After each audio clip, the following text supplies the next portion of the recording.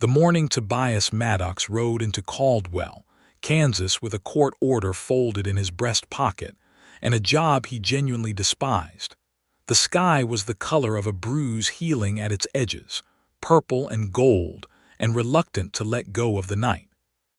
He had been repossessing property for Harlan Greer's lending office for going on 3 years, and in that time he had taken back horses, plows, furniture hauled all the way from St. Louis, and once, memorably, a church organ that a congregation in Dodge City had failed to make payments on for 6 consecutive months.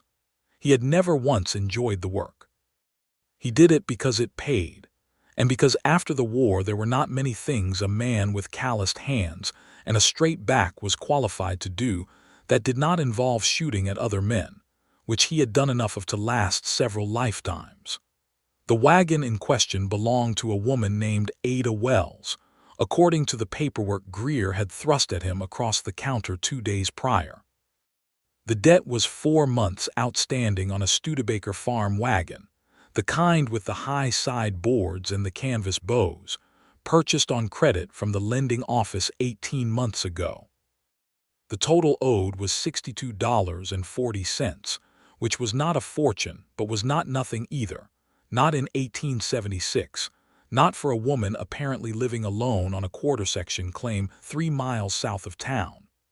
Tobias had asked Greer, as he sometimes did when the conscience in him would not sit quiet, whether the office had made any effort to work out a payment arrangement. Greer had looked at him the way a man looks at a hound dog who has chosen to bark at the wrong moment, and said that was not Tobias's concern, and that the woman had been sent 3 notices and had ignored each one, and that his job was to bring the wagon back before she decided to load it up and disappear west where nobody could find her. So Tobias had taken the paperwork, saddled his roan gelding named Fletcher, and ridden south out of Caldwell under a sky that looked the way he felt about the whole business. The claim was easy enough to find. A narrow track cut south off the main road and wound through a stretch of shortgrass prairie that rolled gently in the early morning wind, and after half a mile or so, a small soddy came into view, set low against a slight rise the way sod houses always were, as if the earth itself were trying to reclaim them. Behind it there was a pole barn, lean and practical, and beside the barn sat the wagon in question, its canvas cover gone but the wooden frame solid and the iron wheel rims still clean enough to suggest someone took care of their things. There was smoke coming from the chimney of the soddy. Someone was up. Tobias reined Fletcher to a stop in the yard, keeping his hands visible the way a man learns to do in country where people have reasons to be suspicious of strangers arriving unannounced before full sunrise. He was about to call out when the door opened, and the woman appeared. Ada Wells was 26 years old, though Tobias would not learn that for some time. She was tall for a woman of the era, standing straight in a way that suggested she had decided a long time ago that she would not make herself smaller for anyone's comfort. She had dark brown hair pinned back in a practical braid, with loose strands catching the morning light at her temples. Her eyes, when they landed on him, were the particular shade of amber that old whiskey goes in sunlight, and they were assessing him with a frankness that he found simultaneously unsettling and refreshing. She was wearing a calico work dress the color of faded cornflowers, and she was carrying a cast iron skillet in her right hand, which told him that he had either interrupted breakfast preparation or that she had heard him coming up the track and had decided to answer the door armed. Given the directness of her gaze, he suspected the latter. "You are either lost," she said, her voice clear and unhurried, "or you are from Greer's office." "I am from Greer's office," Tobias said. He pulled the document from his breast pocket and held it out, though she made no move to take it. "My name is Tobias Maddox. I have a court order for the repossession of 1 Studebaker farm wagon, per the terms of the lending agreement you signed with Harlan Greer 18 months ago." Ada Wells looked at the paper in his outstretched hand for a long moment without taking it. Then she looked at him. "Do you want coffee?" she said. That was not the reaction he had been expecting. In his experience, the moment a person understood why he had come, the next few minutes involved some variation of shouting, crying, pleading, or in one memorable instance, a man firing a rifle into the air until his wife came out and took the rifle away from him. Nobody had ever offered him coffee. "I appreciate the offer," he said carefully, "but I am here on official business and I need to—" "I heard what you said," Ada told him pleasantly. "The coffee will not take long. You can tell me all about the official business while it is hot." She turned and went back inside, leaving the door open behind her, which he took as an invitation. He should have stayed in the yard and done the job properly, which would have meant hitching the wagon to Fletcher or walking it back to town.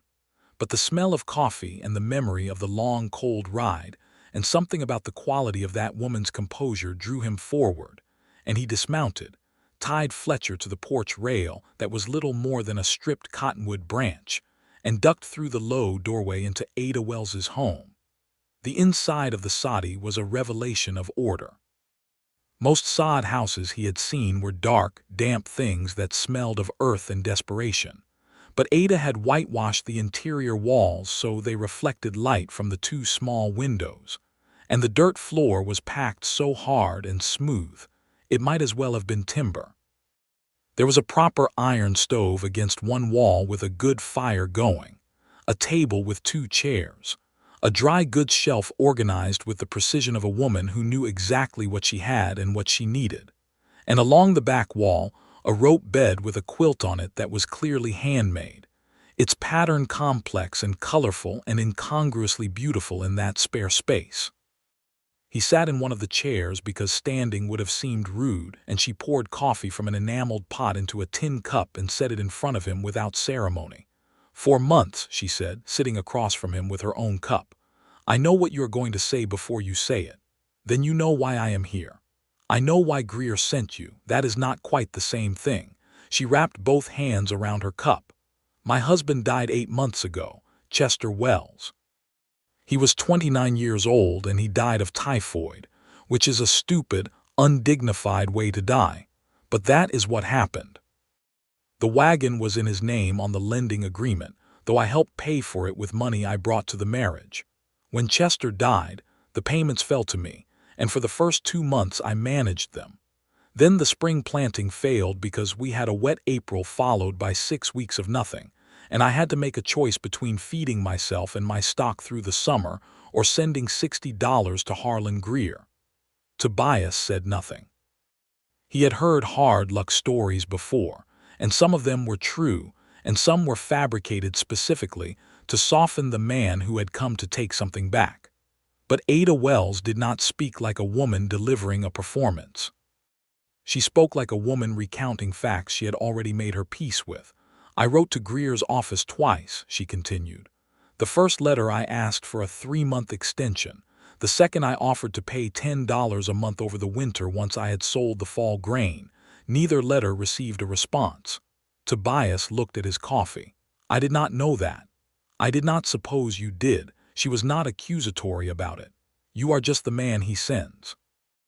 "I am," Tobias agreed, and something in the admission made him feel more tired than the ride had. He looked around the interior of the soddy again, noticing what he had not noticed immediately. There was a small wooden crate near the stove with what looked like a newborn calf inside it, wrapped in burlap, still shaky with newness. There was a modest but real and well-maintained .32 caliber revolver hanging on a peg near the door, not ostentatious but present, telling anyone who paid attention that Ada Wells was not helpless. There were books on the shelf, actual bound books, 3 of them beside the dry goods. And there was a framed photograph on the wall near the window, a man and a woman in formal dress, taken at the time of their wedding by the stiff formality of their posture, though even in the photograph something about Ada Wells resisted complete formality, the slight tilt of her chin, the directness of her eyes at the camera's lens. "That is Chester," she said, following his gaze. "He was a good man, not an easy one but a good one." "I am sorry for your loss," Tobias said, and meant it in the uncomplicated way he always meant it when someone died young. "Thank you." She was quiet for a moment, the wind outside doing something to the side of the soddy that sounded like breathing. "I'm not going to beg you not to take the wagon, Mr. Maddox. That is not who I am. But I want you to understand that without it, I cannot get my hay crop to market this fall. I cannot haul water from the creek in quantity. I cannot get into town for supplies without borrowing from my neighbors who have their own needs. Without that wagon, this claim fails. And if this claim fails, I lose everything Chester and I built here." Tobias set his coffee cup down. He put his hands flat on the table, looked at them for a moment, and then looked at her. "How much can you pay right now?" he said. She did not hesitate. "I have $11 and some coin. I set it aside specifically in case you came. And over the winter, if your hay crop comes in. I can pay $20 a month from October through December. That would be $60. With the 11 now, that is more than the outstanding balance." Tobias rubbed the side of his jaw with one hand. What she was describing was exactly the arrangement she had written to ask for twice, and Greer had not responded to either letter. He thought about Greer behind his counter with his soft hands, and his habit of drumming his fingers when he spoke about money owed to him. And he thought about this woman in her whitewashed soddy with her dead husband's photograph and her newborn calf in a crate by the stove. And he thought about the court order in his pocket and what he was, and was not legally required to do with it. "The order says I am to take the wagon," he said slowly. "It does not specify that I cannot make a payment arrangement on behalf of the office before doing so." Ada looked at him with those amber eyes, and he saw something shift in them. Not relief, not yet. She was too practical for premature relief. But something like careful attention. "Can you do that?" she asked. "I do not know," he said honestly, "but I am going to try." He took a breath. "Will you write down the terms you just described, what you can pay now and when, and the amounts?" She went to the shelf without comment, took down a small notebook and a pencil, and wrote in a clear, steady hand. She tore the page out and handed it to him across the table. He folded it and put it in his pocket with the court order.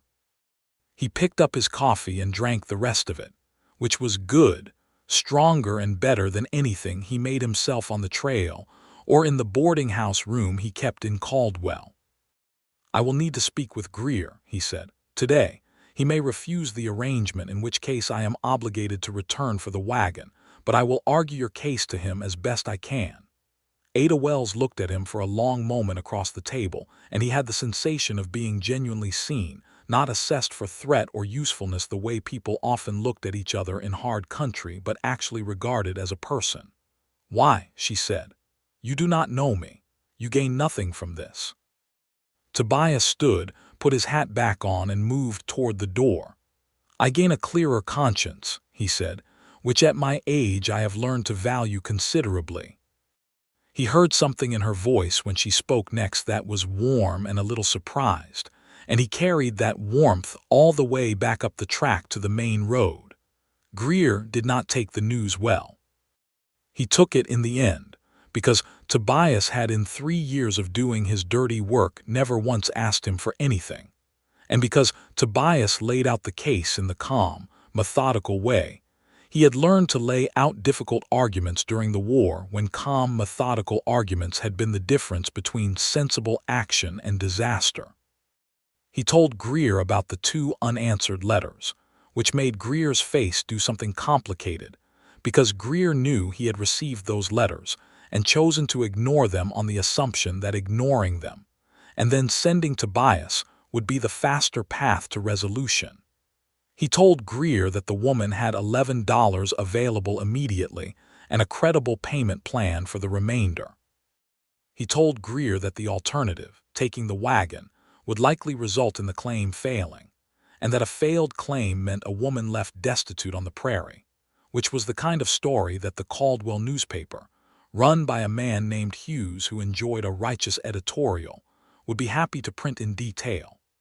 Greer agreed to the payment arrangement on the condition that Tobias personally delivered the agreement papers to Ada Wells and personally collected the first payment before the end of the week. Tobias agreed without letting himself examine too carefully, why the condition did not bother him in the slightest. He rode back out to the Wells claim the following afternoon with the paperwork properly drawn up and signed by Greer, and found Ada in the middle of a genuine crisis. The newborn calf he had noticed in the crate had apparently been rejected by its mother, which was not uncommon but was a serious problem, because the calf was weak enough that, without consistent feeding, it would not survive the week. Ada was in the pole barn, with the mother cow trying by a combination of patience and considerable physical effort to convince the animal to accept the calf, while the calf itself wobbled and lowed from a pen of boards she had knocked together from old lumber. Tobias stood in the barn door for a moment, taking in the situation. Ada had a smear of something across her left cheek that he charitably decided was mud. Her braid had come half undone, and she was speaking to the cow in a low, firm voice that suggested the cow's continued existence was contingent on its cooperation. "Do you need a hand?" he said. Ada glanced at him over her shoulder, assessed him in that quick, direct way she had, and said, "Can you hold the calf steady? She needs to smell it without being able to move away from it, and I have only 2 hands." He hung his hat on a nail, rolled his sleeves up, and went into the pen. The calf was smaller than he had realized, rust-red and trembling, its legs not yet fully committed to the project of standing. He got his arms around it and held it with practiced gentleness, the way you hold something that is fragile and fighting you at the same time. For the next 40 minutes they worked together without much conversation, just the occasional low word from Ada to the cow or the calf, the wind in the pole barn's gaps, and the particular intimacy of 2 people focused entirely on a shared problem. The cow was suspicious and stubborn, but Ada was more stubborn, and eventually, in the way these things sometimes go, the animal's resistance simply tired itself out. She let the calf nurse, and Ada and Tobias both stayed very still until the moment was established, and then Ada straightened up and pushed the loose hair from her face with the back of her wrist and exhaled. "Thank you," she said. She was looking at the calf with an expression of complicated relief, the kind that comes when something small and valuable has been preserved against the odds. Then she looked at him. "You are good with animals." "I grew up on a farm in Ohio," he said, "before the war." He had not meant to add those last 3 words. They had a habit of coming out on their own, like a compass needle always pointing back to the same direction regardless of where you intended to face. Ada did not press him on it. She simply nodded and began the practical business of washing her hands at the water barrel outside the barn, and he did the same. And then they went inside, and she produced the paperwork from the shelf where he had set it, read it carefully, and signed her name in the same clear, steady hand he had seen in the notebook. "You did not have to do this," she said, handing it back to him. "Advocate for me with Greer. I know. Is this the kind of thing you do often?" "No," he said honestly. "I can think of 2 other cases in 3 years where I tried to arrange something different than a straight repossession. One of them worked, one did not." "What happened in the one that did not work?" He settled back in the chair, which he had returned to as naturally as if he had sat in it 100 times. "A man in Sumner County, 300 acres and a mule and a plow, fell behind on the plow. His wife was ill, they had 5 children. I made the same arguments I made for you." Greer agreed to an arrangement. "I drove out to get the first payment, and the man had sold the plow and disappeared to Colorado, family and all. Left nothing behind but a note on the door that said he was sorry." Ada was quiet for a moment. "And you took the blame for that." He looked at her. "How did you know that?" "Because you told me the story like a man who is still carrying it," she said simply. The observation landed somewhere in his chest with a precision that surprised him, and he said nothing for a moment, just looked at the surface of the table between them. "Greer did not take it particularly well," he said finally. "That is why this is only the 3rd time I have tried." "Then I am glad you tried for me." She said it without sentimentality, as a plain statement of fact, which made it more affecting than if she had said it tearfully. "Would you stay for supper?" I have a venison stew that has been going since morning and is well past due for a witness. He told himself he would stay for one meal. That was a reasonable thing to do after a man had ridden 15 miles round trip in 2 days and accomplished a small measure of genuine good and helped pull a calf through a difficult first day. One meal was reasonable. He did not leave until well after dark, when the stars over the Kansas prairie were so dense and close they looked like something you could reach up and put your hand through.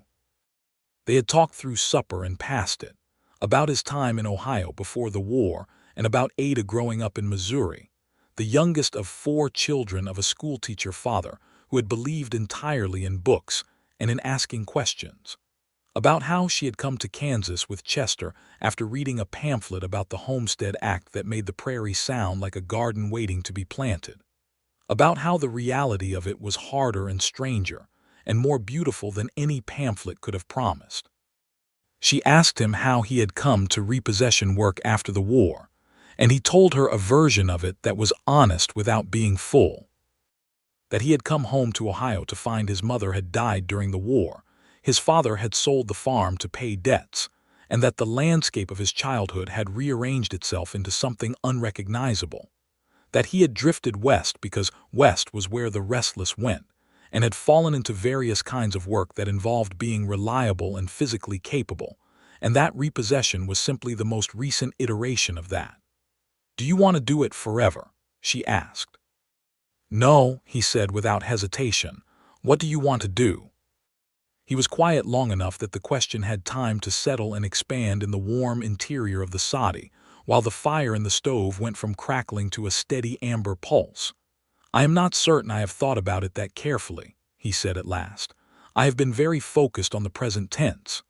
"Chester was like that," she said, not cruelly or comparatively but thoughtfully. "He was always very focused on what needed to be done right now. I sometimes think that is why the homestead appealed to him. Every day there is something immediate that needs doing, and there is a certain peace in that." She paused. "I miss him. Not every moment the way I did in the beginning, but steadily. Like a tooth that has been pulled, the gap is always there." Tobias looked at her across the table and felt something he recognized as the particular tenderness that comes from hearing someone tell the truth about grief without dressing it up. "That is an honest description," he said. "I try to be honest," Ada said. "There is not a lot of room for dishonesty out here. The land finds you out eventually." When he finally stood to leave, she walked with him to the door in the natural way of someone who keeps a house and sees guests off properly. Fletcher was patient at the rail, his breath making small clouds in the night air. The stars were extraordinary. "The first payment is due by the 15th of the month," Tobias said, putting his hat on. "I can come out to collect it, or you can send it to the office by—" "I will have it," Ada said. "You can come out for it." Then, as if she had heard how that sounded, she added simply, "You know the way." Tobias Maddox rode back to Caldwell in the dark with a question in his head that had not been there when he had ridden out that morning. He could not quite articulate the question yet, but it was there, present and insistent, the way a word is when it is on the tip of your tongue and refuses to come.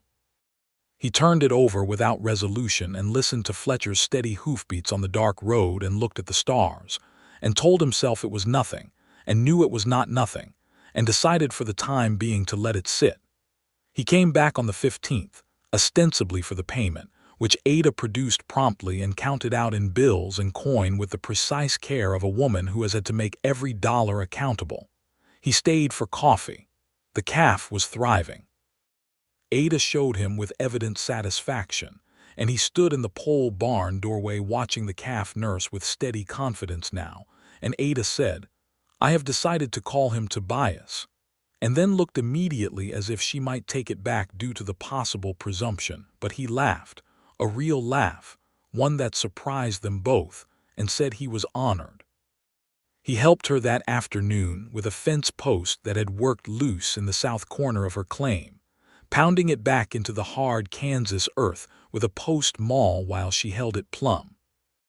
It was straightforward physical work, and they did it efficiently and without fuss, and he was aware the whole time of the particular quality of her presence beside him, the way she anticipated what was needed before he asked, and did not offer unnecessary commentary on what he was doing, which he found more restful and agreeable than he could easily explain. He ate supper again. This time she made cornbread alongside the stew, and it was the best cornbread he had eaten since he was a boy in Ohio, with a crust on the bottom from the cast iron skillet that made a sound like something right. In the weeks that followed, Tobias found reasons to ride south that he was honest with himself about in the privacy of his own thoughts, even when he did not examine them too closely in direct light. He told himself he was keeping an eye on the payment situation, which was partially true. He told himself he was being neighborly in a country where neighbors were scarce, which was also partially true. He did not tell himself the other part of the truth directly, but it was there alongside the other parts, growing in the way things grow in good soil given sufficient attention. He helped Ada repair the sodi's east wall where water had gotten in during a heavy rain.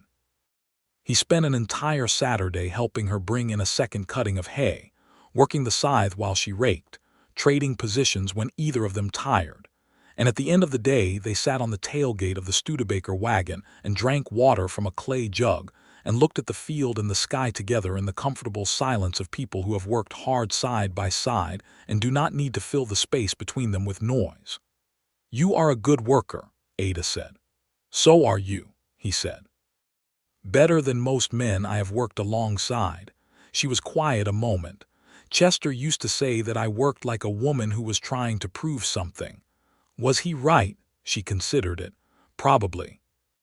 My father raised me to believe I could do anything I set my mind to, but the world has a way of pushing back on that. You spend enough time being told what you cannot do, and it becomes a kind of fuel." She looked at him. "Does that make sense?" "Completely," he said. They watched a red-tailed hawk cross the sky from south to north, its wings barely moving, riding something invisible and reliable in the air. "Tobias," Ada said, and he noticed this was the first time she had used his given name, and it did something to him. "What is the question you keep not asking me?" He turned to look at her, startled. "What makes you think there is a question?"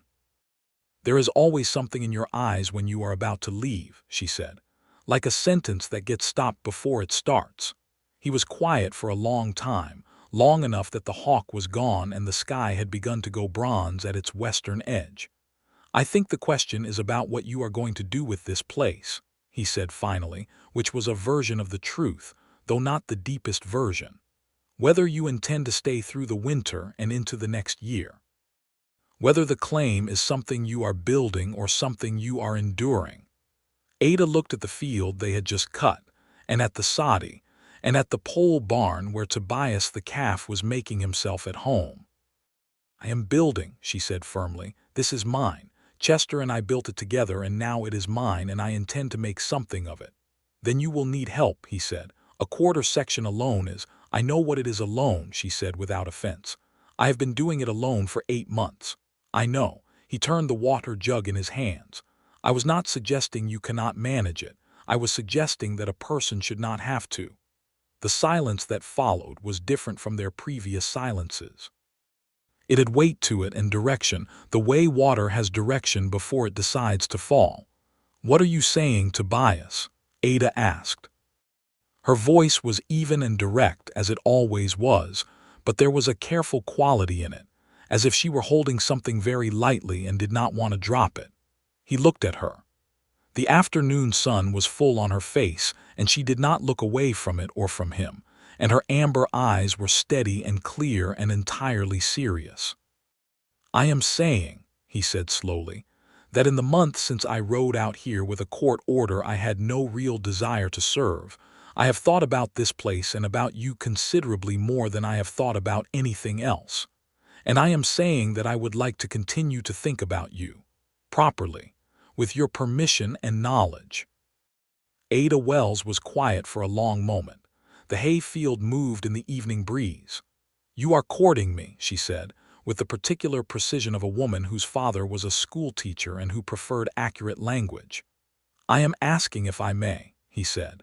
She looked at him for another moment, and whatever she found there apparently satisfied whatever it was she was looking for, because she nodded once, a single deliberate nod, and said, "You may." He rode home that evening, with the question he had been not quite asking himself for 2 months now, finally clarified, to something he could look at directly. It was not, as he had first vaguely supposed, a question about her intentions for the claim. It was simpler and larger than that.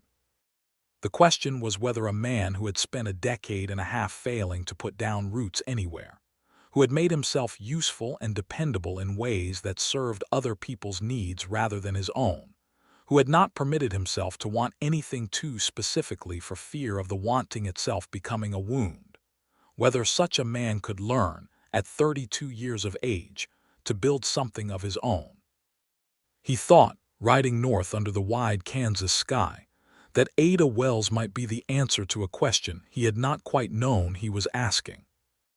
The autumn settled over the Kansas plains the way it always does in that country, with a slowness that becomes sudden, the grasses going gold and amber all at once, the mornings arriving with a cold clarity that makes everything sharp-edged and real.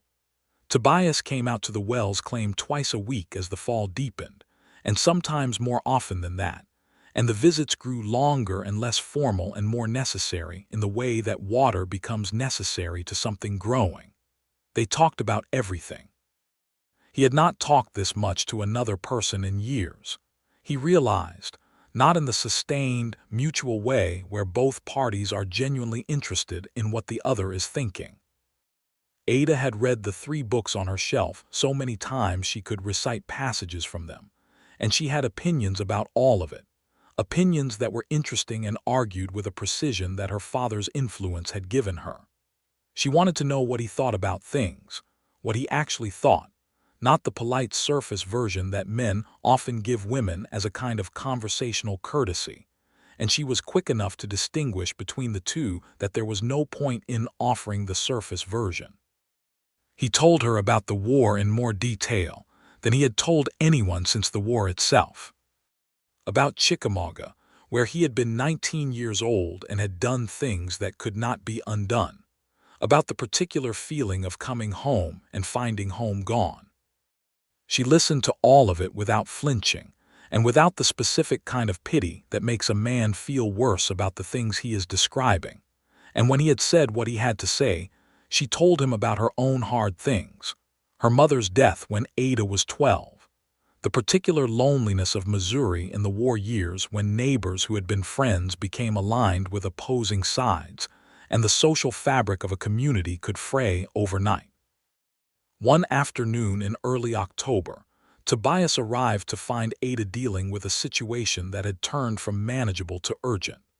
A man named Culbert Dowd had ridden up claiming that the east fence line of the Wells claim had encroached on what he maintained was his land, and he was standing in Ada's yard with 2 of his ranch hands and a tone of voice that was accustomed to getting its way.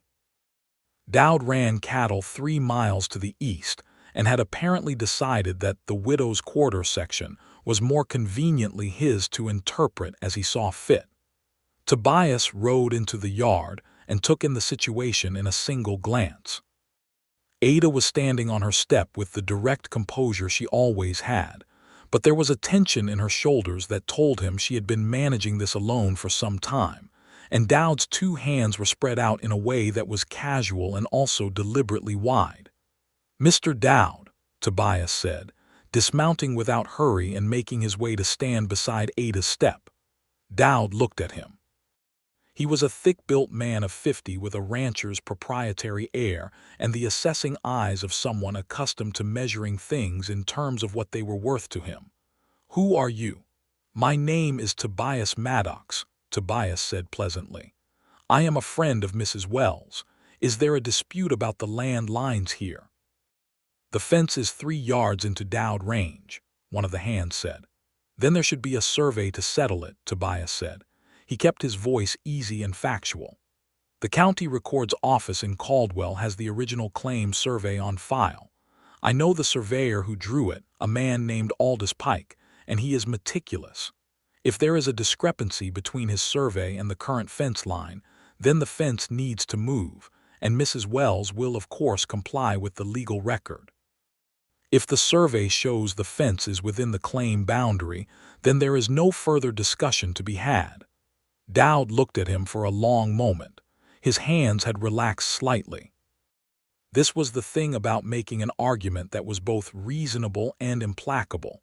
It removed the social energy from a confrontation in a way that aggressive posturing could not, because aggressive posturing had somewhere to push and reason did not. "You planning on being a regular feature out here?" Dowd said, which was a different kind of question than the one they had been discussing. "I believe I am," Tobias said simply. Dowd made a sound in his throat, pulled his horse around, and rode back east with his hands following. He did not apologize and he did not concede anything verbally, but he left, which was the material fact. Ada let out a long, slow breath. She looked at Tobias. "Thank you. Has he done this before?" "He has tested the edges twice since Chester died," she said. "He has never pushed that hard while someone else was present." "Then I will look into the survey," Tobias said. "And I think Dowd will find that the record is clear, because you are too careful about your land to have set the fence wrong." Ada smiled, and it was one of those smiles that did not announce itself loudly, but changed the quality of her whole face, the kind that arrived when she found something genuinely right about the world rather than simply performing happiness. He had been cataloging these smiles without meaning to, filing them away in some interior place he did not name. The survey proved exactly what he had anticipated.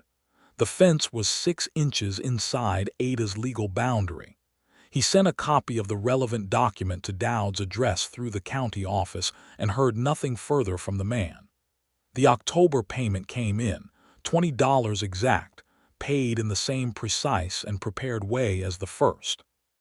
He noted, with something that felt like both professional satisfaction and personal warmth, that Ada Wells was a woman who kept her word absolutely and without drama. The night of the first hard frost, Tobias was at the claim helping Ada cover the kitchen garden with burlap against the cold when the lantern she was holding caught a gust and went out, and they were left for a moment in the dark of the prairie with the stars above them and their breath making clouds in their hands very close together over the same row of burlap. He found her hand in the dark. It was instinctive and unhurried, not a dramatic gesture but a simple reaching, and she did not pull away. She turned her hand to hold his back, and they stood like that in the dark and the cold with the garden covered around them, and the pole barn breathing behind them and the Kansas stars proceeding in their enormous, deliberate way overhead. He did not say anything. He did not need to. They walked back to the soddy holding hands in the dark, and she lit the lamp inside and made tea because the coffee was done, and they sat at the familiar table and looked at each other in the warm light with the particular clarity that comes when something that was implied has been made real. "I have been thinking," Ada said, with the directness that was entirely hers, "about the question of this claim." "What question specifically?" "The question of what it grows into," she said. "It is a quarter section now. Chester's plan was always to file on an adjoining quarter in a few years when we had the means. The land to the north is still available through the General Land Office. It has good water access, a seasonal creek that runs reliably through May." He looked at her. "That is a plan worth pursuing." "It is a plan that is easier with two," Ada said. She was meeting his eyes with the precise courage that was her native way of inhabiting the world. "I am not a woman who circles around what she means, Tobias, so I will say it directly. I have come to rely on your presence here in a way that is about more than fence posts and hay cutting, and I would like to know what you are thinking about." The question he had been asking himself since the first morning he had ridden up this track came into full and uncomplicated focus. "I am thinking," he said, "that I would like to stop doing Harlan Greer's work and do something that is my own. I am thinking that this claim and the quarter to the north of it could be something substantial in 10 years. I am thinking that I have not wanted anything with this much clarity in 15 years, and that the wanting itself does not frighten me the way it used to." Ada looked at him steadily. "And what is it you want, Tobias Maddox?" "You," he said simply. "This. A life that I am building rather than passing through." The word settled between them with the weight of things honestly meant. Ada was quiet for a moment. That was not hesitation but consideration. The consideration of a woman who takes decisions seriously and does not make them lightly, especially this kind, having made one before and learned both the sweetness and the cost of it. "I was married once," she said. "And I loved Chester, and I will not pretend otherwise. That is the honest truth of where I am standing." "I would not want you to pretend otherwise," he said. "I am not asking you to choose between anything. I am just asking if there is room." She looked at him with those amber eyes that had been seeing him clearly since the first morning, and she said, "There is room." The November payment came and went. Greer, presented with 3 months of prompt and exact payment, was satisfied enough to renew the arrangement formally for the remaining balance, which would be cleared by the following March at the rate Ada had proposed. Tobias told Greer at the end of October that he would be leaving the repossession work. Greer was not pleased, but he had 3 months of notice and his own self-interest to manage, and in the end he let the thing go without too much drama. Tobias had savings, modest but real, from 3 years of work that had required very little spending. He had enough to file on the adjacent quarter to the north of Ada's claim, which he did through the General Land Office in Caldwell on a cold November morning, walking out of the office with a paper in his hand that gave him a different feeling from any other paper he had ever carried. The land was his. The decision to put it next to hers was as close to saying something permanent as he had come, and it was intentional, and he knew it and was not afraid of it. He told Ada that evening. She read the land office paper with the care she gave everything written, and then she looked up at him, and he saw in her face the particular quality of happiness that is not performance but foundation, the kind that makes a person go quiet rather than loud because the feeling is too real for noise. "You did this," she said. "We both did," he said. "I would not have filed on it if it did not have the right neighbor." Winter came down hard that year over the Kansas plains, the kind of winter that makes you understand why some settlers turned around and went back east. The snow came in December and stayed, and the wind cut across the open country with a persistence that made every task outside require twice the effort and half the comfort. Tobias moved into the pole barn on his own quarter, which was technically correct for his homestead claim and also kept him within shouting distance of Ada's soddy, and they fell into the daily rhythms of neighboring in winter, which are intimate by necessity. He carried water. She cooked. He split wood. She kept the fire. They shared meals because cooking for one in winter on the prairie is both wasteful and lonely, and neither of them had any patience for waste or for loneliness as a chosen condition. The evenings were long. They read aloud to each other from Ada's 3 books, trading off, and he listened to her read with the schoolteacher's daughter precision in her voice, and felt something settle in him like sediment settling in still water, a clearing, a settling down to the real floor of things. In January, when the temperature dropped below 0 for a week, and the cattle in the region were dying, and the news coming into Caldwell was uniformly grim, Tobias sat up 3 nights in a row with Ada nursing Tobias the calf, now a young bull, through a respiratory sickness that was killing cattle all across the county. They took turns through the night keeping the animal warm and giving him what treatment they could with what they had, which was not much but was applied with considerable determination. The calf survived. On the 3rd morning, when the crisis had passed, and they were both sitting on the barn floor in the straw with the young bull breathing steadily between them and the winter light coming gray and thin through the barn boards, Ada looked at Tobias with something in her eyes that was beyond what she had said in October and beyond what he had said in November. "I love you," she said. It was the same tone she used for every true and important thing, clear and unhurried, with no excess around it. He looked at her. She had straw in her hair and there were shadows under her eyes from 3 nights of broken sleep, and she was the most beautiful thing he had ever seen. "I love you," he said back, with equal simplicity, and it was the truest sentence he had spoken in 15 years. She leaned her head against his shoulder, and he put his arm around her, and the young bull breathed his steady, recovered breath. And the winter light came in gray and thin and real, and neither of them said anything more because nothing more needed saying. He proposed to her on a March morning, the 15th of March, 1877, which was the day she made the final payment on the Wagon debt, completing it exactly as she had promised. He rode out with the receipt from Greer's office in his pocket, and she signed it, and when she handed it back to him, he set it on the table and looked at her and asked her to marry him. He did not have a ring yet. He told her this honestly. He had been setting aside what he could, and the jeweler in Caldwell had a modest gold band that he intended to purchase before the month was out. But he had not wanted to wait for the ring to ask the question, because the ring was incidental, and the question was everything. Ada looked at the receipt on the table and then at him, and her face did the thing it did when it was genuinely moved rather than performatively so, the slight trembling at the corner of her mouth and the brightness in her amber eyes that was not tears but something close to their root. "Yes," she said, in the clear, unhurried voice that was entirely her. "Tobias Maddox, yes."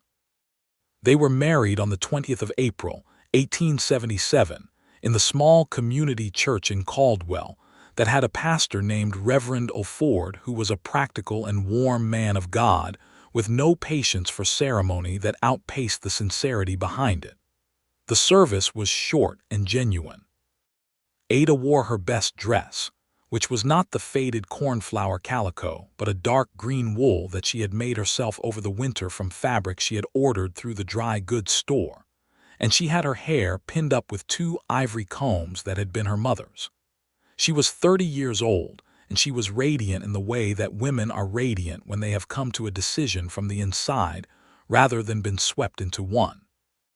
Tobias wore the cleanest things he owned, which he had pressed the night before with a heated flat iron borrowed from his boarding-house landlady, and he stood at the front of the church and watched Ada walk toward him down the aisle, and felt the particular wholeness of a man who has found the thing he did not know he was looking for. The witnesses were Reverend O'Ford's wife, a woman named Marta who cried at every wedding on principle, and a cattleman named Jonas Birch, who had become something of a friend to Tobias over the winter months, and who shook his hand afterward with the gruff warmth of the genuinely glad.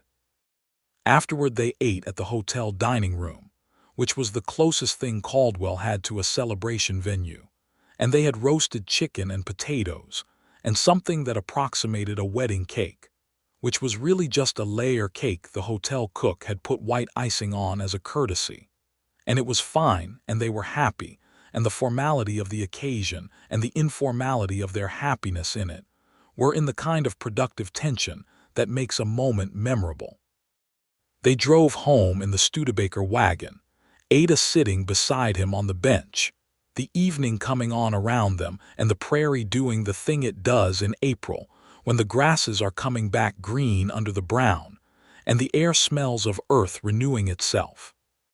She put her hand through his arm and leaned against him, and he clicked Fletcher forward on the road he had first ridden nearly a year ago with a court order in his pocket, and a job he despised, and no idea whatsoever of what was waiting for him at the end of the track.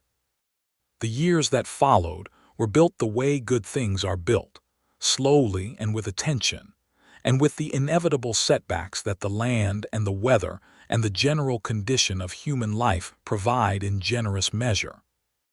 They filed on the adjacent quarter to the north as planned, proving the claim through the required cultivation and residence provisions, and within 3 years, the 2 claims together were a half section of going concern, with a proper frame house replacing the soddy, built by Tobias's hands over the course of one long summer with lumber hauled from Caldwell, and Ada directing the internal arrangements with the precise eye of a woman who had thought carefully about what a house should be.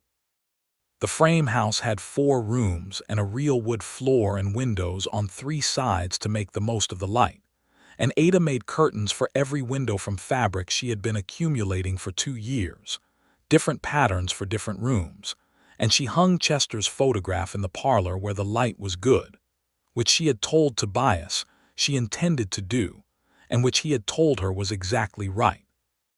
Their first child came in the spring of 1879, a boy, which delighted Tobias and sent Ada into a state of organized efficiency that he had come to understand was her version of joy made practical. They named him James Henry Maddox, James for Ada's father and Henry for Tobias's brother who had died at Chickamauga. James Henry was a loud and determined infant who grew into a loud and determined toddler with his mother's directness and his father's patience, which was a useful combination for the kind of life he was growing into. The half-section thrived under their management. Tobias had a talent for the business side of farming that he had not known he possessed until he began doing it, a capacity for looking at a situation over multiple seasons and making decisions based on pattern rather than immediate pressure. He learned to diversify the crops and to keep careful records and to negotiate with the grain dealers in Caldwell from a position of knowledge rather than desperation. And in this Ada was an equal partner, having her father's clear analytical mind and a facility with numbers that she applied to their household, accounting with the same precision she applied to everything.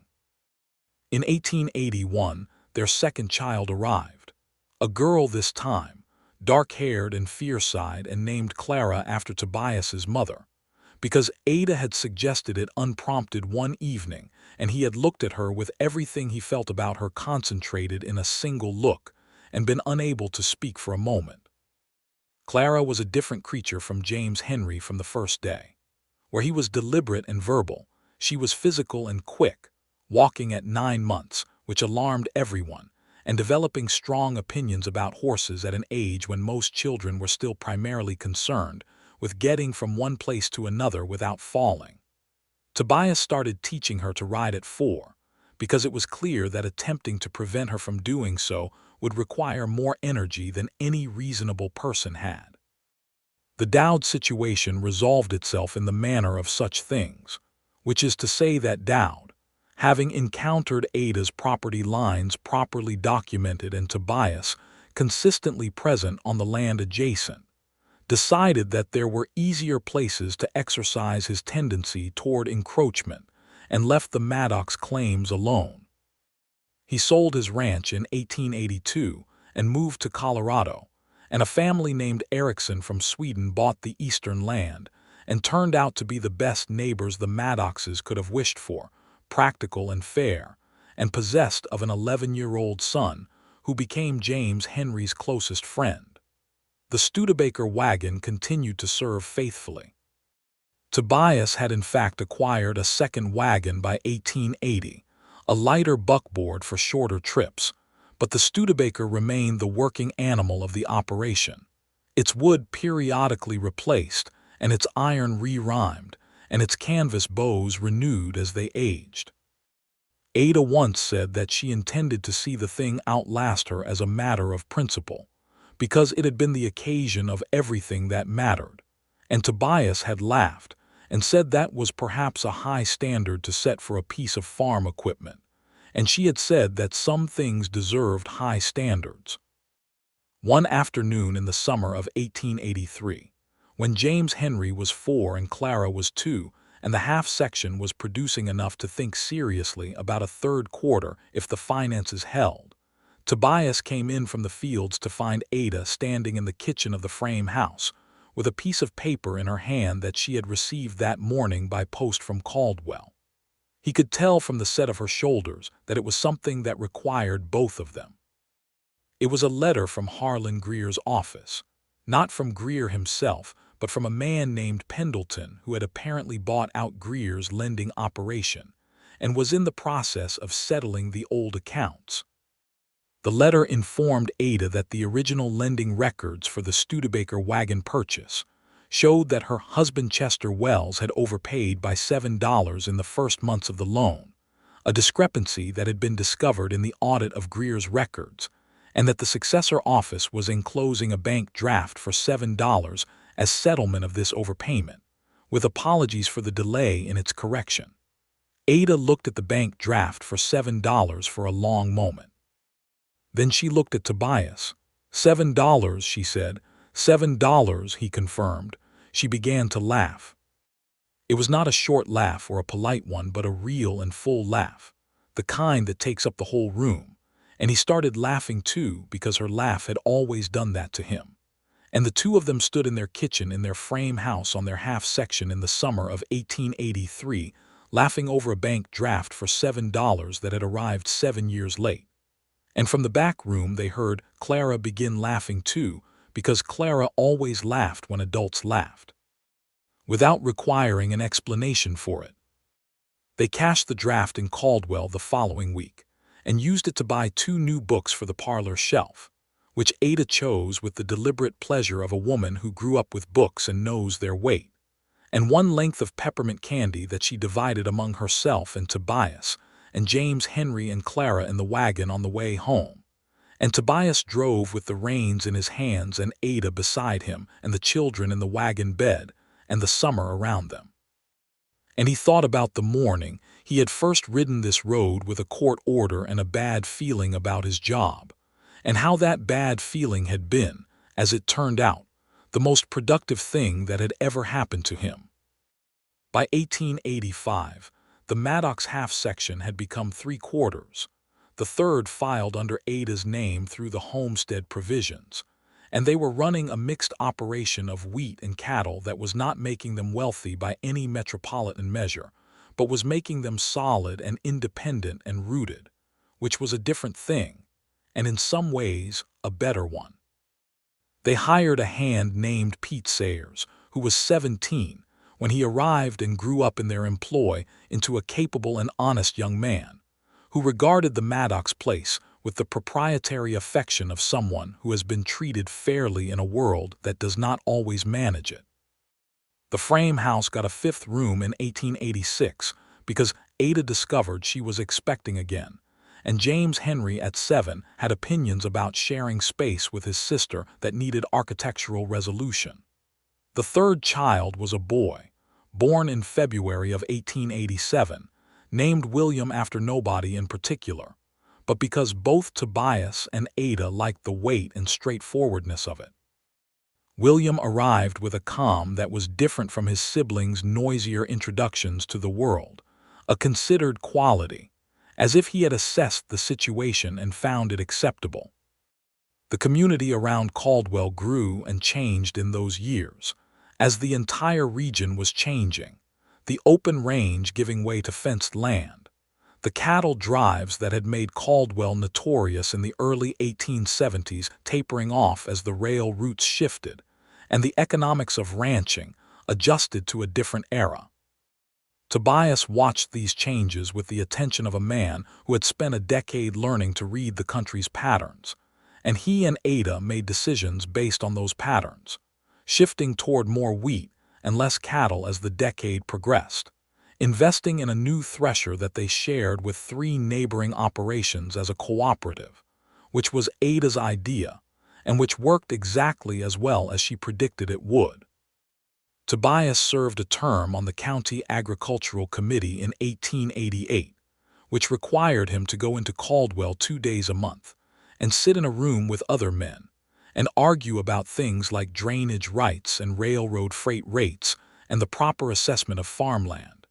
And he found he had opinions about all of it that were better informed and more practically grounded than most of the other men at the table, several of whom had arrived at their positions through social connection rather than agricultural knowledge.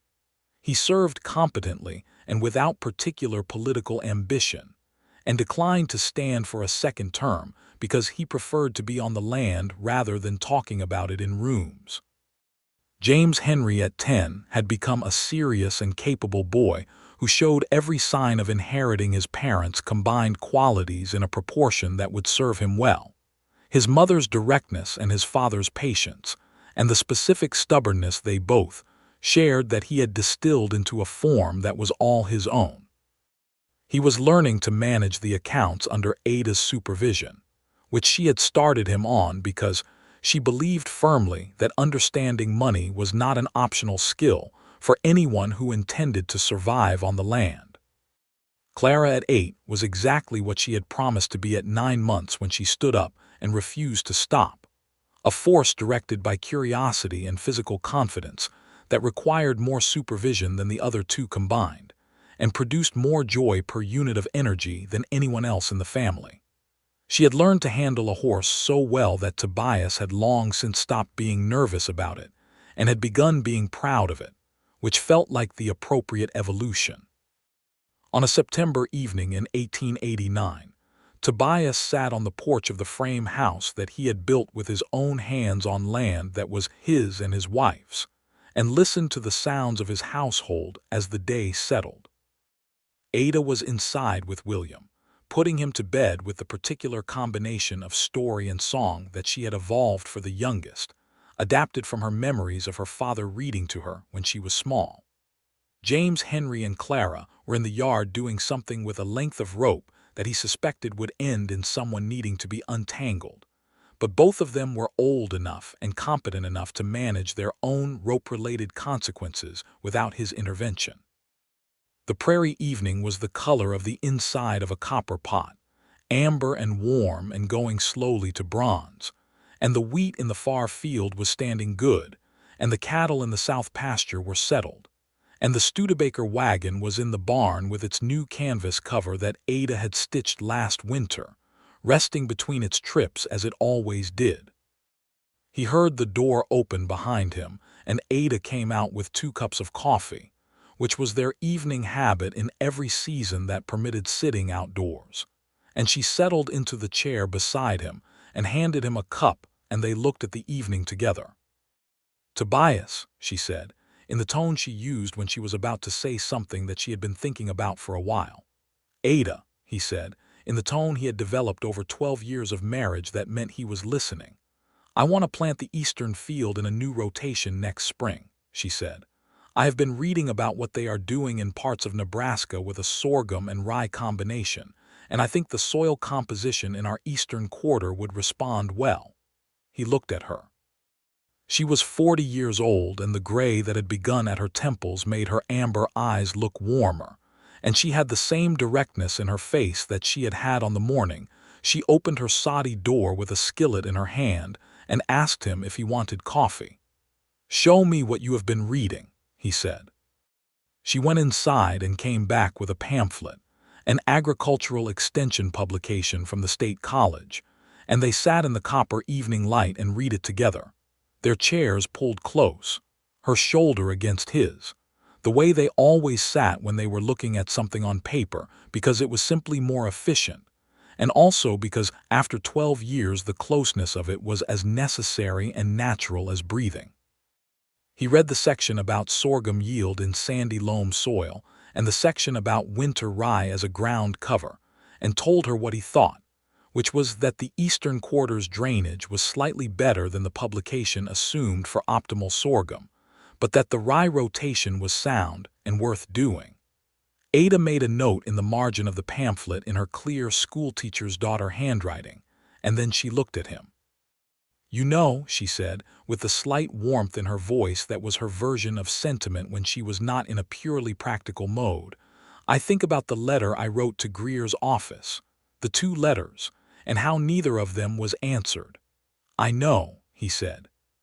"I have thought about that too. If he had answered either of them," she said, "you would not have had a reason to come out that morning." Tobias looked at the field and the evening light and the small figures of his children in the yard. "No," he said, "I would not have." Ada was quiet for a moment. "I am grateful that Harlan Greer was an indifferent businessman," she said. Tobias laughed, the real laugh that she had always produced in him without trying, and said, "That may be the most precise thing you have ever said about him." She smiled at him in the amber light, the smile that still did what it had always done, which was arrive without announcement and change everything in its vicinity. "I am grateful for you," she said simply. "Every day. Not in the way you say things you are supposed to say, but in the particular way of knowing that a thing in your life is exactly right." He looked at her. 12 years and 3 children and 3/4 of the best land in Sumner County, and a wagon that had been the occasion of all of it. And he was still the man who rode up her track with a question he could not stop asking himself, except that the question had an answer now, clear and complete and daily confirmed. He reached over and took her hand, the way he had reached in the dark of a frost-cold garden long ago, and she turned her hand to hold his, the way she had always done. "I know," he said. They sat until the copper evening went to purple, and the stars came out over the Kansas prairie in their enormous deliberate numbers, and the sounds of the household settled into the particular night music of a home that is full and ordered and at rest, and the Studebaker wagon in the barn held its good silence, and the eastern field stood ready for whatever they would make of it next spring. James Henry came inside when Ada called him and brought Clara with him, slightly untangled, and they could hear through the open door the small nighttime negotiations of children being directed toward beds, and William's voice asking one more question in the particular tone of a child who has learned that one more question extends things by at least 5 minutes. And Ada's voice answering with the patience that had never flagged in any of the years of motherhood, because it was not performed patience, but the real kind, rooted in the same place as everything real in her. Tobias finished his coffee in the dark and listened to all of it, and the question he had ridden home with on that first night, the one he had not been able to articulate and had turned over in the dark without resolution, was finally and permanently answered in the simplest terms. This was what he had been looking for. This land, this work, this woman, these children, this life built deliberately and together from a morning he had dreaded into an evening, he would not have traded for anything the world had to offer in its place. He stood up from the porch chair and carried the cups inside, ducking through the door into the warm interior of the house he had built, and Ada was coming out of the children's room, and she looked at him in the lamplight and smiled the smile. And he thought, as he thought every day, that Harlan Greer's indifference had been the best accident of his life. He set the cups on the shelf, and she blew out the lamp near the children's room, and they moved through the warm quiet of their house together. And outside the Kansas night was enormous and full of stars, and the wagon waited in the barn for morning the way it always had, ready for whatever they needed to carry next. The years continued in the way good years do, not without difficulty, but with the particular texture of a life that is genuinely inhabited rather than merely endured. The drought of 1890 was hard, as it was hard for every farming family on the southern plains, and they pulled through it with the reserves they had built, and the discipline they had developed, and the cooperative arrangement with the Erickson family and 2 others that meant nobody went entirely under. Pete Sayers, their hired hand, had by now become a permanent feature of the Maddox operation, now in his mid-20s and indispensable, and they raised his wages when the good years returned, and he stayed because the Maddox place was somewhere a man could work with dignity, which was not the condition everywhere. James Henry, at 15, was doing a man's share of the work and learning the accounts properly, and there was talk of sending him to the State Agricultural College in Manhattan when he was old enough, a possibility that would have been unimaginable when Ada had first taken that claim as a widow on a quarter section with a failing spring crop, and the possibility of it now was a measure of what 12 years of deliberate work could build.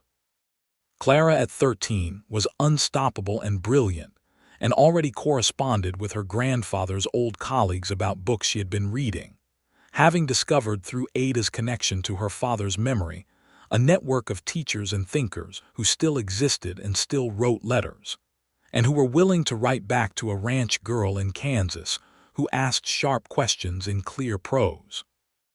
William at 6 was becoming himself at the particular pace that the youngest children often do, carefully, and with attention to what the older siblings have established. And his calm assessments of situations made Tobias smile, because it was a quality he recognized as something he had grown into himself. And seeing it native in a child was like seeing something return that you had thought lost. Ada taught school 3 mornings a week in the Caldwell Community School from 1891 onward, having been asked by the school board when the previous teacher left for California, and she accepted because the schoolteacher's daughter in her had always been waiting for the right occasion, and this was it. She taught reading and arithmetic and history to children of every age and circumstance, and she was formidably good at it. And several of her students over the years would later say that Ada Maddox had been the person who taught them to think clearly, which was the highest thing her father would have said about a teacher. Tobias managed the land with the patience and the pattern reading that had always been his strength, and they prospered in the way of people who do not take prosperity for granted and keep its instruments well maintained. The Studebaker wagon got a full rebuild in 1892, Tobias doing much of the work himself with the help of James Henry, replacing the sideboards and the wheel spokes and fitting new iron rims. And Ada came out to the barn to watch the work and said the wagon looked better than it had in 20 years. And Tobias said it was just a matter of knowing what was worth preserving. And Ada looked at him and said, "Yes, that is exactly right." In the spring of 1893, when the wheat was planted and the cattle were fattened and the children were asleep, and the house was quiet, Ada and Tobias sat on the porch as they had sat on it for years, and she told him there would be a 4th child arriving in October. He was 49 years old and she was 47, and they looked at each other in the spring night with the particular complicated happiness of people who understand that life continues to surprise you if you have built a space wide enough to receive surprises. The child arrived on the 14th of October, 1893, a girl, small and red-faced and entirely certain of herself from the first minute, whom they named Ruth.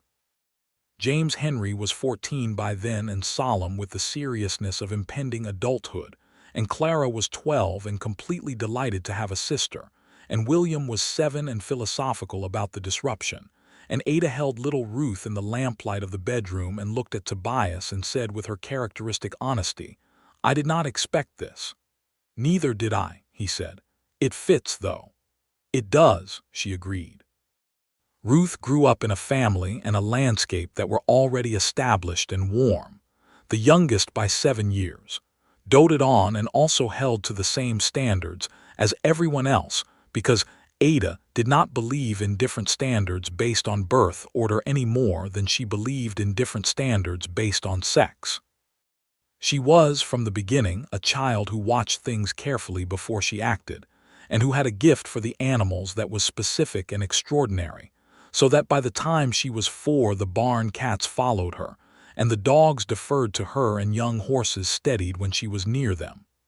The Studebaker wagon, rebuilt and resolute, carried its family into the 20th century. It was present at the wedding of James Henry, who married the Erickson daughter Hannah in 1899, and at the departure of Clara for the State Normal School in 1900, her bags loaded into it with ceremony and Clara weeping for the first time in anyone's memory at the prospect of leaving, before collecting herself and being Clara about it, which meant dry eyes and a plan.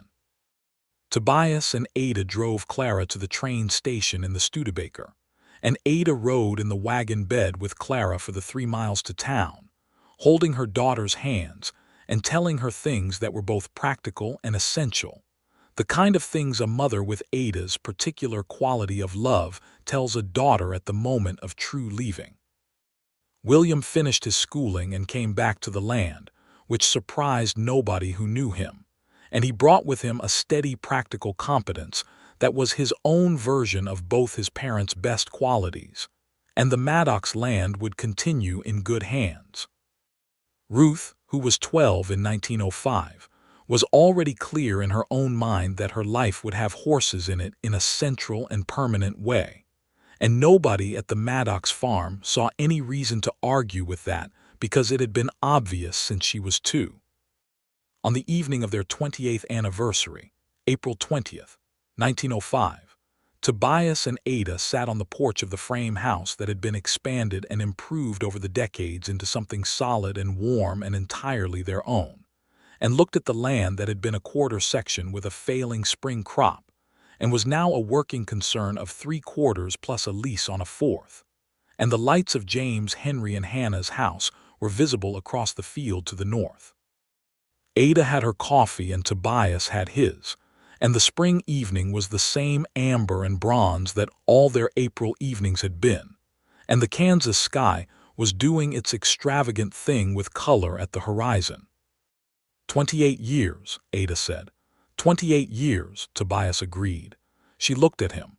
Her hair was nearly all gray now and it suited her, and her amber eyes had not changed in any way that he could identify, still that same clear directness that had assessed him on a cold morning in 1876 and decided he was worth a cup of coffee. "Do you remember the question?" she asked. He knew which question. He had told her about it years ago, the question he had ridden home with on the first night, the one he could not stop asking himself. "Yes," he said. "Do you know the answer yet?" she asked, with the smile that arrived quietly and changed everything. He looked at her. At the house and the land and the evening sky and the light in James Henry's windows and the sound of Ruth's voice somewhere behind the barn talking to one of the horses in the gentle, serious way she had. "I have known the answer for 28 years, he said. "I think I knew it the first morning. I just did not have the language for it yet." "What was the question?" she asked, knowing that he had never said it exactly. He thought about it, the way he sometimes thought about things that were important enough to deserve precision. "Whether a man who has spent his whole life passing through things could learn to stay," he said. Ada looked at him in the amber light of their 28th April. "And," she said, "he can," said Tobias Maddox. "He can stay. He just needs the right place and the right person and a court order he did not want to serve." Ada laughed, the full real laugh that had always taken up the room, and he laughed with her. And somewhere behind the barn Ruth laughed too without knowing why. And across the field James Henry's lamp moved past a window, and the Kansas spring evening proceeded in its enormous deliberate way around all of them, certain and continuing. The same sky that had been overhead on that first morning when everything that mattered had not yet begun. The Studebaker wagon stood in the barn, rebuilt and solid, ready for morning. The land was good. The house was warm. And Tobias Maddox, who had ridden out one bruise-colored morning with a paper he had not wanted to carry, had stayed.